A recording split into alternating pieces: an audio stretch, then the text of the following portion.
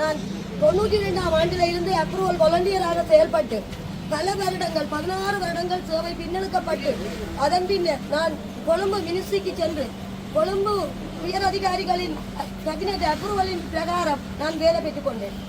எனக்கு முதலில் அவங்க இருந்து வந்த சர்க்குலரில் அனுப்பப்பட்ட விடயம் இவருக்கு திகதி 2006ஆம் ஆண்டுக்கு முன்னெடுக்கப்பட்ட 12ஆம் மாதம் 14ஆம் தேதிக்கு முன்னெடுக்கப்பட்டு ஓய்வூதிய உரித்துள்ளதாகவும் நிரந்தர நியமனம் கிரீட்டுவாகவும் வழங்கப்பட வேண்டும். அந்த காலத்தில் இருந்தே அவர்களுடைய அந்த சூட்டபிளான சலரியையும் கிரீட்டுக்கு அந்த காலத்தில் இருந்து போடும்படியும் சர்க்குலர் அனுப்பப்பட்டது. அந்த மஞ்சள் கலர் பழுப்பு நிறத்திலே இருந்த மும்மொழிகளில் இருந்த சர்க்குலரை நான் இந்த 2 கண்களாலும் பார்த்து வாசிக்கிறோம். அந்த நேரத்திலே எமது வடக்கு ஆளுநராக இருந்தவர் மிஸ்டர் சந்திரஸ்ரீ, அவருடைய செயலாளராக இருந்தவர் மிஸ்டர் இளங்கோவன், அந்த காலத்தில் இருந்த கல்வி அமைச்சர் மிஸ்டர் பந்துல கூட வைத்தனர். இவர்கள் எல்லாம் இளங்கோசருக்கு தான் அந்த கடிதம் எழுப்பப்பட்டது சர்க்குலர் இருந்தது. நாங்கள் மூவரும் ஒரு மேடையில் உட்கார்ந்திருந்த நாங்கள் மேசையில் இளங்கோசரும் செக்ரட்டரி ஆளுநர் சந்திரஸ்ரீயும் நானும்.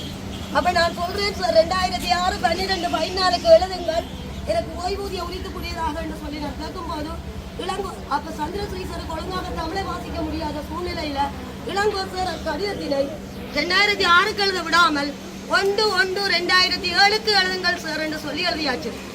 அந்த 14 நாட்கள் பின்னெடுக்கப்பட்டபடியினால் நான் பென்ஷன் குறித்துடைய அற்றவளாக இருக்கிறேன். 1. 2வது என்னுடைய நியமனத்தை அந்த காலத்திலேயே இவர்கள் ஆசிரியர் உதவியாளர் என்று எழுதிவிட்டார்கள். ஆனால் நான் 14 வருடம் மெழுகுதிரியாக உருகி எந்த சம்பளமும் வாங்காமல் அப்ரூவல் வாலண்டியராக வேலை செய்தனர்.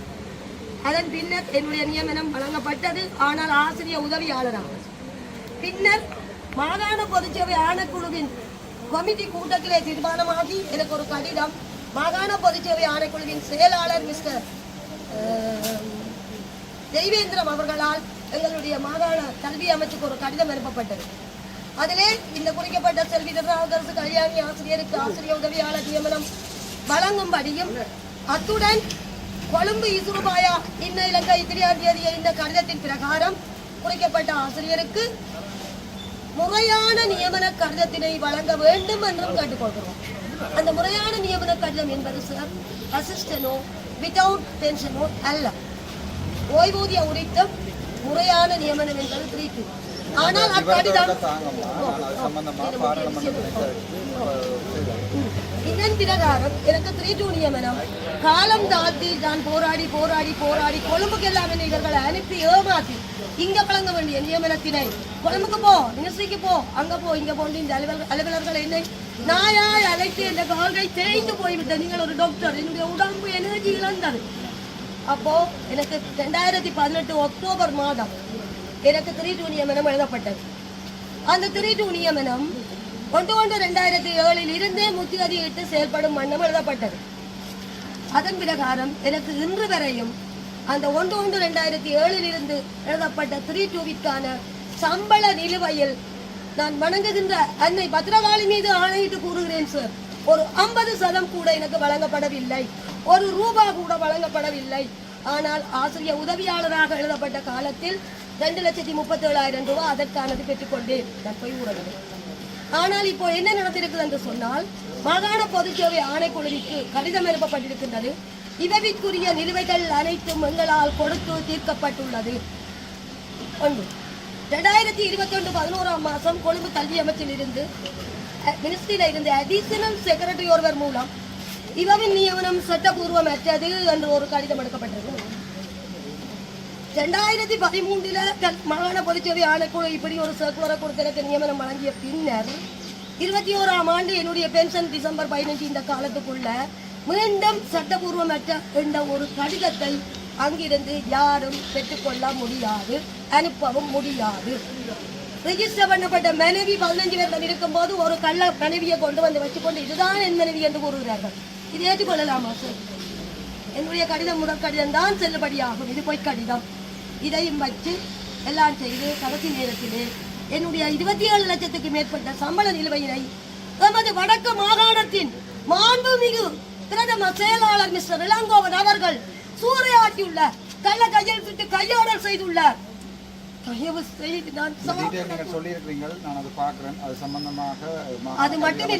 கடிதம் மூலம் கேட்கிறேன். அது தெரியலைன்னு சொன்னா நீங்க ஒரு முறைப்பாடு அளித்தாங்க அது பப்ளிக் பெட்டிஷனா பாராளுமன்றத்தில் இது எல்லா இடமும் பப்ளிக்காக எல்லோரும் பார்க்க வேண்டும் என்பதுதான் என்னுடைய அபிலாஷை. நான் மணிவண்ணன் லோயர் அவர்களிடம் இந்த வழக்கிற்கு சென்றுள்ளேன். 3 வருடங்களுக்கு முன்னரே நான் மணிவண்ணன் லோயரிடம் இந்த வழக்குக்கு போயிருந்தேன். அவர் அதை எடுக்கிறேன் என்று எனக்கு வாக்குறுதி தந்திருந்தார். ஆனால் மணிவண்ணன் லோயருக்கு என்னை சின்ன காலத்தில் இருந்து தெரியும். என்னுடைய இந்த போராட்டங்கள் மினிஸ்ட்ரிக்கு முன்னால் நடந்த பொழுது கூட தெரியும். அவருடைய ஒரு எலெக்ஷன் டைமிலே வந்து ஏனம்மா இரவில் உங்களை படுத்திருக்கிறீங்க என்று கேட்டார். நான் சொன்னேன், சார் இப்படித்தான், நான் ஒரு டீச்சர், எனக்கு ஒன்றுமே கிடைக்கல சார். அப்போ இந்த நிலுவைக்காக நான் போராடி கொண்டிருக்கிறேன். நிலுவை மட்டுமில்லை, ஒரு ஆசிரியனுடைய ஆரம்ப 3-2 பேசிக் கன்ஃபர்மேஷன் லெட்டர் கூட எமது மாண்புமிகு செக்ரட்டரி இளங்கோவன் அவர்களால் வழங்கப்படவில்லை. மகா குற்றம். ஆனால் அப்பா மணிவண்ணன் சார் கேட்டார், அம்மா இதில் இருக்கக்கூடாது, வாங்க வீட்டை போகும் காரில் இருக்க. அப்போ எலெக்ஷன் தான் இல்லை சார், இது என்னுடைய உரிமை, நான் வரமாட்டேன், நான் இதுதான் இருந்து போராடினேன். இந்த போராட்டத்தை முக்கியமான புள்ளிக்கு போயின்னு சொன்ன உங்களுக்கு தர விரும்புகிறேன், எல்லாரும் பார்க்கட்டும். இந்த போராட்டத்தை நான் முன்னெடுத்து தங்களுக்கு எதிராக நிற்கின்ற காரணத்தினால் இளங்கோவன் சார் அவர்கள் என்னை பைத்தியம் என்றும் மெண்டல் என்றும் இவன் ஒரு மனநோயாளி என்றும் தங்களுடைய சேவைக்கு இடையூறு செய்கிறார் என்றும் போலீஸுக்கு கால் பண்ணி, சிஐடிக்கு கால் பண்ணி, ஆர்மிக்கு கால் பண்ணி, நல வைத்திய அதிகாரிக்கு கால் பண்ணி என்னுடைய எதிர்காலத்தை ஸ்பாயில் பண்ணி இருக்கிறார். உலகம் முழுக்க இந்த பைத்தியக்காரி என்று சொல்லும்படி வைத்திருக்கிறேன். நான் மிகவும் வேதனைப்படுறேன் சார். போலீஸ் வந்தது, எஸ்டிஎஃப் வந்தது, மனநல வைத்திய அதிகாரி ஒரு பெண்மணி வந்து ஒரு கேள் வந்தவன் வந்து கேட்டா ஏனமா இருக்கிறீங்க. நான் சொன்னேன், இது என்னுடைய உரிமை. மிஸ், நீங்கள் ஒரு doctor, are you doctor? Yes. You have a department? Yes. I don't involve in your problem? No. This is my duty. I am a teacher. This is my department. This is my problem. Please, you don't disturb me. You can go. If you disturb me, I will put the case against you. I told. பார்க்குறேன், இது சம்பந்தமாக detail சொல்லியிருக்கீங்க. உங்களுடைய கையால் கைமுறைப்படி ஒரு கடிதம் எழுதித்தாங்கோ. இதில் பாராளுமன்றத்தில் பொதுமக்கள் முறைப்பாடாக இதை போடலாம். போட்டால் இன்கொயரி நடக்கும், சகல கடிதங்களையும் தோண்டி பார்ப்பார்கள். இளங்கோவன் அதில் கையூட்டு செய்திருந்தா அது பாராளுமன்றத்தில் பிடிவாங்க. அது மாதிரி நீங்கள் எனக்கு உங்களுடைய என்னுடைய டாக்டர் அர்ச்சுனா பாராளுமன்ற உறுப்பினர், இலங்கை பாராளுமன்ற போட்டாலே நேர கடிதம் எனக்கு வரும். அதில் நீங்கள் போடுங்க. அதை நான் உங்களுடைய முறைப்பாடா நான் பாராளுமன்றத்தில் போடுவேன். ஒரு வேதனையோடு ஒரு விஷயத்தை சொல்லுறேன். மருத்துவத்துறையில் உள்ள ஊழல்களை, அநீதிகளை தட்டி கேட்க விளைக்கின்ற டாக்டர் அர்ச்சுனா அவர்கள், MP அர்ச்சுனா அவர்கள் பைத்தியம். எஜுகேஷன் டிபார்ட்மெண்ட் மினிஸ்ட்ரி வகையிலே அங்கே உள்ள ஊழல்கள், குப்பைகளை கிளறி தட்டி கேட்க விளைக்கின்ற ஆசிரியர் கல்யாணி பைத்தியம். வளமையாக நாங்கள் செய்கிற ஊழல்களை மறைக்கிறதுக்குரிய சொல்லக்கூடிய பதில் தான் இவர் பிஷர்காக அழைக்கிறார். நீங்கள் இதை பற்றி யோசிக்க தேவையில்லை. அதான் யதார்த்தவாதி வெகுஜன விரோதி, மாத்தேலாது. நீங்கள் எனக்கு இந்த கடிதத்தை எழுதித்தாங்கோ. நான் உங்கள் சார்பாக பாராளுமன்றத்தில் அதுக்கு சிறப்பு குழு இருக்கு, பப்ளிக் பெட்டிஷன் கமிட்டியாண்டே இருக்கு. அங்கே பெட்டிஷன் போட்டால் அவ இளங்கோவன் உட்பட சகல அரசு அதிகாரிகளையும் எடுத்து இன்கொயரி பண்ணிக்கணும். அதுக்குரிய நான் போட்டார். அந்த எனக்கு முழு டீட்டெயிலையும் தரணும். என்னடா நீங்கள் சொல்றீங்க தானே இந்த கடிதம் நடக்கிறது அவ்வளவுமே போட்டோ காப்பி அவ்வளோத்தையும் போட்டோ காப்பி அடித்து வைத்தியர் ராமநாதன் அர்ச்சுனா பாராளுமன்ற உறுப்பினர் இலங்கை பாராளுமன்றம் என்று போட்டு நீங்கள் அனுப்பினாலே நேர இந்த கைக்கு வந்து இலங்கை பாராளுமன்றம் ஸ்ரீஜேவத்தினபுரம் போட்டாலே உங்களுக்கு வரும். சாதாரணமாக தேடி பார்க்கலாம். இன்டர்நெட்டில் பார்லிமெண்ட் அட்ரஸ் நீங்கள் பார்லிமெண்ட் போட்டால் நேராக இந்த கைக்கு வரும். அது மட்டும் இல்லை சார், இன்னும் ஒரு விடயத்தை குறிப்பிடுகிறது. இது எல்லாரும் இந்த இலங்கை முழுக்க பார்க்க வேணும் சார். நான் அகத்தியர் மாதிரி இருந்தாலும் சார், நான் என்ன நான் ப்ரௌட் பண்ணக்கூடாது. நான் செய்யாத வேலை எத்தனையோ பேருக்கு நான் வேலை எடுத்து கொடுத்துருக்கிறேன் சார். டீச்சராக கிராஜுவேட் முடிச்சுட்டாளுவேன், ட்ரைனிங் முடிச்சுட்டாளுவேன். ஆனால் நான் இப்படியே இருக்கிறேன். எனக்கு கொழும்பில் சரி பெரிய பெரிய எங்களோட மினிஸ்ட்ரியிடம் எல்லாம் போகிடம் எல்லாம் செல்வாக்கு இருந்தது சார். ஆனால் இளங்கோவன் என்ன செய்திருக்கிறார் என்று சொன்னால், அங்கே உள்ள காவல்காரர்கள், போலீஸ், ஆர்மி செக்யூரிட்டி, போலீஸ் எல்லாருக்கும் இன்ஃபார்ம் பண்ணி தன்னுடைய வடக்கு மாநசபையில கல்வித்துறையில கணக்கு ஊழல் நடந்தது. அரசாங்கம் சொன்னது ஊழல்வாளியை பிடிப்போம். கடைசியா வந்திருக்கிற அரசாங்கமே முழு ஊழல் செய்யறன்றதான் உண்மை. உதவலுக்குரியதை நாங்க பாராளுமன்றத்தில் உங்களுக்கு போட்டுக்காரன். முகத்துக்கு முன்னால உன்னோட என்று நடிக்கிறார், பின்னால் எனக்கு முதுகுல குத்தி படுகொலி தோண்டிட்டார். நான் அதை பாக்குறேன். நான் சம்பந்தமான கடிதங்கள் எல்லாத்தையும் எனக்கு அனுப்பி நீதி கிடைக்க வேணும். எனக்கு மட்டுமல்ல இந்த இப்படி இளங்கோ போன்ற உயர் அதிகாரிகளுக்கு கீழே வேலை செய்கின்ற அத்தனை பெண் ஊழியர்களுக்கும் சகல ஏழை ஊழியர்களுக்கும் சகல ஏழை மக்களுக்கும் ஒவ்வொரு நாட்டில் உள்ள எல்லா நிர்வாகங்களுக்கு கீழே வேலை செய்கிற அத்தனை ஏழை உத்தியோகத்தர்களுக்கும் சகலருக்கும் ஏழை மக்களுக்கும் தகுந்த நீதி நாட்டிலே கிடைக்க வேண்டும் என்று கேட்டுக்கொண்டு தயவு செய்து என்னுடைய பணிவான வேண்டுகோள், இன்னும் மேல் பதவிகளில் இருக்கும் எங்கள் மேல் அதிகாரிகளே, கடவுளுக்கும் உங்கள் மனச்சாட்சிக்கும் பயந்து தொழில் செய்து மக்களுக்காக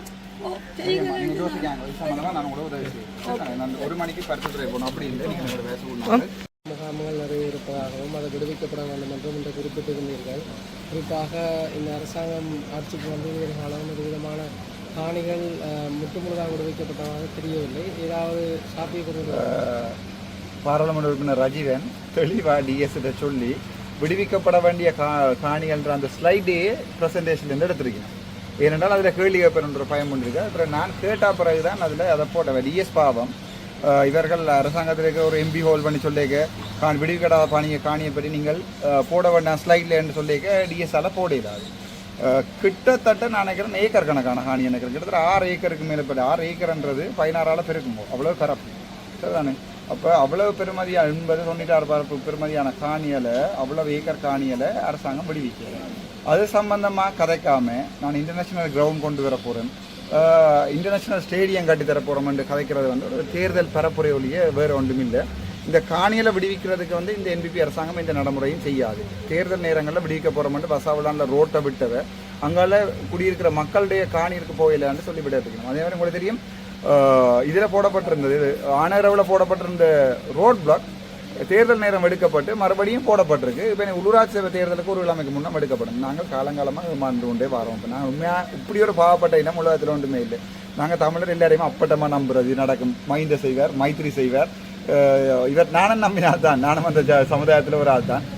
இவர் திட்டமிட்டு அதை பிளான் பண்ணி எடுத்திருக்கணும். அந்த ஸ்லைடே அதில் இல்லாமல் அது விடுவிக்கப்படவும் பண்ணுறதில்ல. இப்போ நானும் கயந்திரமார் பொன்னம்பலம் மட்டும்தான் நாங்கள் ஒரு குரலாக இருக்கிறோம். ஆனால் இதில் இவர்கள் மாதிரியான ஒரு 4-5 பாராளுமன்ற உறுப்பினர்கள், 4 பாராளுமன்ற உறுப்பினர்களும் அரச கைக்கூலிகளாக வேலைகிறார் என்று சொல்கிறத விட கைக்கூலிகளையும் விட கீழ்த்தரமான வேலைகள் தான் செய்து கொண்டிருக்கிறார் என்றால் ஒரு டிஎஸ்ஓஎஸ் மீட்டிங்கை போட்டு எல்லாருக்குமே நீங்கள் ப்ரொப்போசலை ப்ரொப்போசலை தாங்கோண்டா முதல் எங்களோட வீட்டு அப்பா பெட் வேண்டி தரட்டும், முதல் அப்பாட்ட போக்குறதுக்கு காசு இருக்கும். அப்போ உனக்கு என்னென்ன பெட் வேணுமெண்ட் மூத்த பிள்ளை, உனக்கு என்னடா அப்பா வேணும், பைக்கா பால்சரா, உனக்கு என்ன வேணுமெண்ட் எல்லா பிள்ளைகள்ட்ட கேட்கறது வந்து அரசியல். அப்போ என்னென்ன 50 ரூபா தான் இருக்குது. இன்றைக்கு அம்மா 100 ரூபா சமைக்க கேட்டவா, அதுக்கே காசு இல்லாமல் கிடக்குன்னு சொல்கிறதான் ஒழுங்கான தந்தைக்குரிய அழகு. இங்கே பட்ஜெட்டில் ஏதாவது ஒதுக்கி இருக்காண்டா இல்லை. ஆனால் எல்லா இடமுமே எல்லா எம்பி மேரும் போய் சனத்திட்ட நாங்கள் வந்து பார்க்குறோம் அல்லது ப்ரொப்போசலை தாங்கன்னு கேட்கணும். கேட்டால் சொல்லினா என்னோட 10 வருஷத்துக்குள்ள டெவலப் பண்ணுறதுக்கு இன்றைக்கு தான் ப்ரொப்போசலை கட்டுறேன். இது மக்களை சுத்தமாக ஏமாத்துற வேலை. இந்த ஏமாத்து வேலைக்கெல்லாம் நான் வர விட்டுருப்பேன். நீ வேலையை செய்து மாவட்ட ஒருங்கிணைப்பு குழு கூட்டம் இடைநிறுத்தப்படுவதற்கு அர்ச்சனா காரணம் என கூறப்படுகிறது. அதே நேரம் அமைச்சரும் ஒருமையில் பாராளுமன்ற உறுப்பினர்களை விளக்கி பேசியிருந்தார். இது தொடர்பில் உங்களுடைய கருத்து நிப்பாற்றாடி இளங்குமரன் என்று கேட்டது அடே என்று எனக்கும் பேசப்பட்டது. அமைச்சர் வந்து இப்படி கதைக்கிறது இது முதல் தரம் இல்லையா. நான் ஃபோனில் ஆக்களுக்கு பேசியிருக்கிறேன், அது என் உரிமை. ஃபோனில் அது ஹியர்ஸை என்று சொல்லுவாங்க. ஒரு உயரிய சபையில் அமைச்சராக இருந்த கொண்டு நிப்பாற்றாடி என்று கதை கேட்க அவருடைய குலம் கோத்திரம் எல்லாமே அதுலேருந்து வெளியால் வருது என்றுதான் என்னை பொறுத்த வரைக்கும் ஒரு என்ன சொல்ற ஒரு அமைச்சரண்டா ஒரு இதை கண்ட்ரோல் பண்ண தெரியும். ஒரு தன்னுடைய பாராளுமன்ற உறுப்பினர் கதைக்கு அடி நிப்பாற்றாடி என்று கதைக்கிற அளவுக்கு ஏனென்றால் இவர்கள் ஜேவிபி என்பிபி என்று மாற்றிக்கொண்டாலும் இவருடைய கலாச்சாரம் என்றது வெட்டுறதும் கொத்துறதும் 88,000 சனத்தை கொண்டு மண்ணுக்கு புதைச்சி ஒரு கேவலமான ஒரு போராட்ட குழு உண்டு.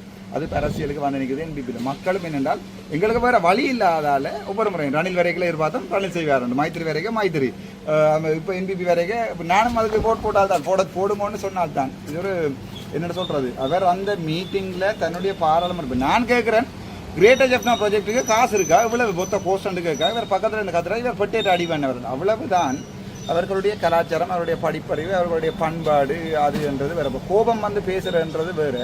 அவ்வளோ பேர் பாராளுமன்ற உறுப்பினர் ராமநாதன் அர்ச்சனா ஒரு மின்சார ஊழியர்களுடைய தொழிலை கேவலப்படுத்தி பேசியுள்ளார்.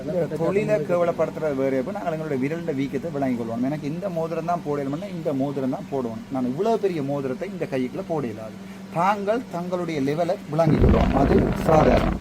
இப்போ பாராளுமன்ற உறுப்பினராக இருக்கீங்க, அப்புறம் பாராளுமன்ற உறுப்பினர் மாதிரி பிஹேவ் பண்ணவன் மொழியை ஒரு மின்சார சபை ஊழியருடைய தராதரத்தில் கதைக்கக்கூடாது. அதுதான் என்னுடைய கதை. நீங்கள் பாராளுமன்ற உறுப்பினர் இப்போ பணம் எவ்வளவு இருக்கு இந்த 30 வருஷத்துக்கு நீ 10 வருஷத்துக்கு யாழ்ப்பாணத்தை கட்டி எழுப்ப போறீங்க, கோஸ்டல் ஏரியா எல்லாம் நீங்கள் டெவலப் பண்ண போறீங்கன்னு சொல்றீங்க. அதுக்கு காசாவது எவ்வளவு விளங்க தெரியுமான்னு கேட்டதான் கேள்வி.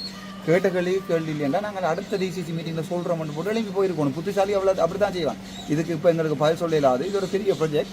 நாங்கள் உங்களை கோஸ்ட்டை எஸ்டிமேட் பண்ணி போட்டு அடுத்த டிசிசி மீட்டிங்கில் சொல்கிறோம்னா எழுப்பி போகணும். அதை விட்டு போட்டு ஒரு பாராளுமன்றம் கத்துறாரு, இன்னொருத்தர் அடையன்றார், இவர் அடிரா அப்படிங்கிறான்றார். அது வந்து என்ன மாதிரி என்றால் கேள்விக்கு பதில் இல்லாதால உள்ளத்துக்குள்ள வந்த கோவம் தான். அதுக்கு நாங்கள் நினைச்சு பிரதேச ஒருங்கிணைப்பு குழு கூட்டங்களில் வந்து தேர்தலில் பங்கு கொண்ட உள்ளூராட்சி மன்ற வேட்பாளர்கள் கலந்து கொள்ளக்கூடாதுன்னு சொல்லப்படலாம். வேலனையாக இருக்கலாம், யாழ் மாவட்ட ஒருங்கிணைப்பு குழுவாக இருக்கலாம், இன்றைக்கு கோப்பாயாக இருக்கலாம், அனைத்திலுமே வேட்பாளர்கள் கலந்து கொள்வதை அவதானிக்க முடிகிறோம். அப்போ தேர்தல் திணைக்களம் தொடர்பில் முறையிடுகின்ற பொழுதும் நடவடிக்கை எடுக்கவில்லை என குற்றம் சுமத்தப்படும். தேர்தல் திணைக்களம் எடுக்காது என்றால் அவர்கள் அரசாங்கத்தின் அனுசரணையில் தான் தேர்தல் திணைக்களம் ஒரு சுயாதீனம் என்று என்னதான் சுயாதீனம் என்று நாங்கள் சொன்னாலும் அது சுயாதீனமாக இயங்க போகிறது. இப்போ நீங்கள் ஒரு கம்ப்ளைண்ட் ஒன்று எடுத்து கொடுத்து பாருங்க, தேர்தல் திணைக்களத்துக்கு ஏதாவது ஆக்ஷன் எடுக்க பாருங்க. தேர்தல் திணைக்களத்தின் வரம்புகள் அவ்வளவுதான். பாரதூரமான குற்றங்கள் என்று பார்க்கல ஏதாவது